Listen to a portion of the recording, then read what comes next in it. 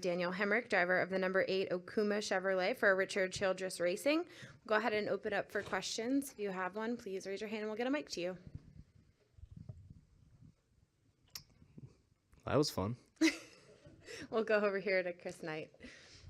Chris Knight, catchfence.com. Evaluate your first 3 races of your Cup season, if you would, please. It's been a bit of a whirlwind of emotions, I feel like. First off, take part in my first Daytona 500 with Richard Childress Racing at the Cup level, and have all the things that happened throughout that event, and then be running inside the top 10 inside 25 to go, and obviously get caught up in Daytona. And we had glimmers of hope, and the biggest thing I think we took out of the first race was knowing our communication was where it needed to be.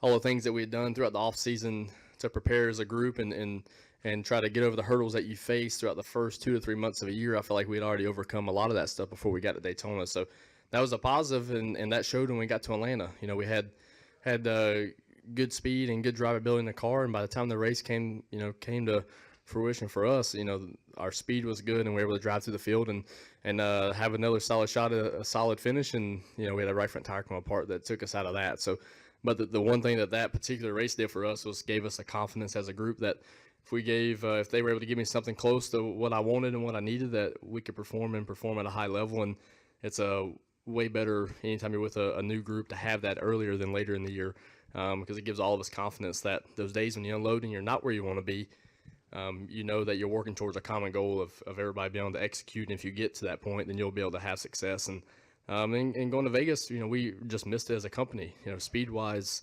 we did everything we could to build as much speed in our race cars, and we didn't lack any of that. So at least single car, and just the ability to have need maneuverability and all the stuff that you need at Vegas as the tires come up the pressure and get hot. And with the new package, the aero is so sensitive that we just didn't do a great job of preparing for that event. So luckily we had Atlanta to fall back on as far as what we do want moving forward. And I think we've been put through a lot of different things already as a group, but we've able to overcome and continue to smile and put our heads down and work, and that's what's going to keep us moving forward. All right, we'll go to Wolfgang and then down here to Lee. Wolfgang Monzer from Germany, Rennsport Press Agency. When you made the move to Cup, what was the biggest technical challenge driving this Cup cars?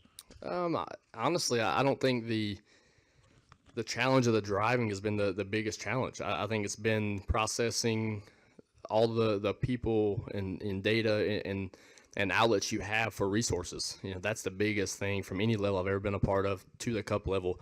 And then knowing that because you have those avenues, you can take a lot off of yourself and lean on those guys, lean on the data and stuff that you have to kind of decipher throughout any given race week. And I think I'll just get better at that, at that whole process as this whole deal goes, because it's just something that's new and you got to get comfortable with it.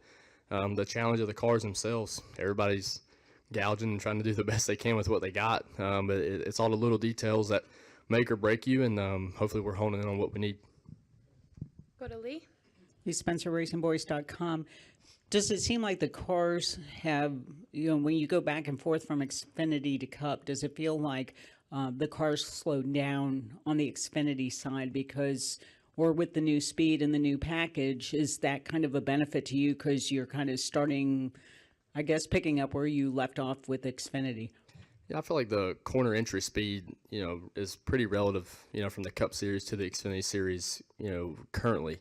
I think, last year, jumping back and forth, you felt more of that, process slow down when you got out of the Cup car and got back in the Xfinity car, and they're way more paired up now. Just the corner speeds in the Cup car are substantially faster. That's the biggest thing that still gets your attention from one to the other. I haven't been able to do it this year, package to package.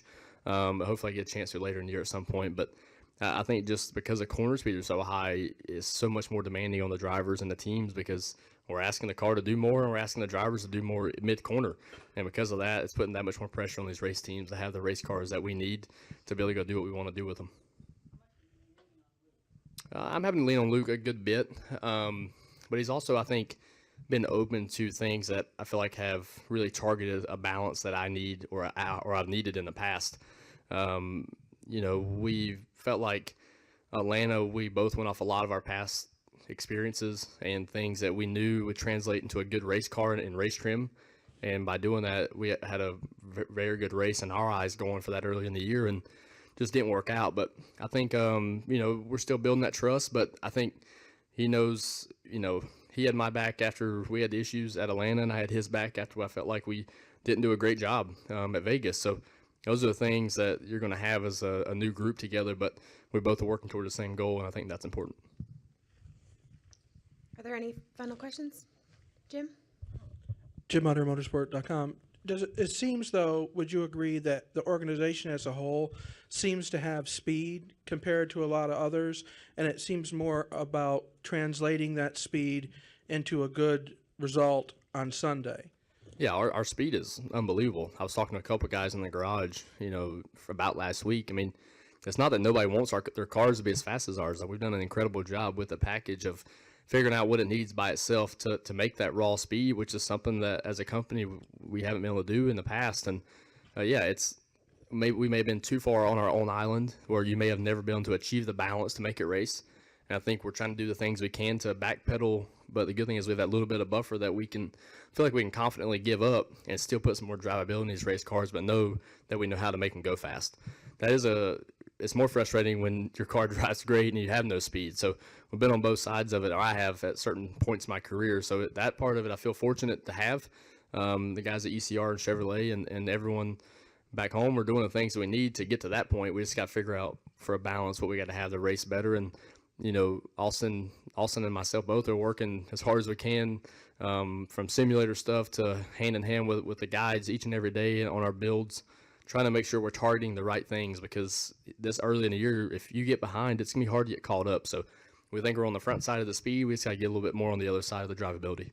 How important is it in this organization's case to have the raw speed up front? I mean, I know you're not satisfied with the results so far, but that's an important starting point, is it not? Yeah, it's definitely an important starting point, because like I said, we've been on the other side where you just didn't know what to do or how to get to the speed. So that's not our weak point by any means. If anything, it's our strongest suit out of all the cars in the garage. But we also know we can't, fall like rocks and be 15th to 20th and be back there racing all day and think we're going to give ourselves a shot. We know we got to extremely improve on that side of it to give ourselves and our partners the opportunity to have a shots at solid finishes and race wins. And the speed is great, but if you can't drive the thing in dirty air, which is a lot of, then you're not going to be productive, and that's what we got to work for. Are there any other questions? All right. Thanks, Daniel. Thank you. Good luck this weekend.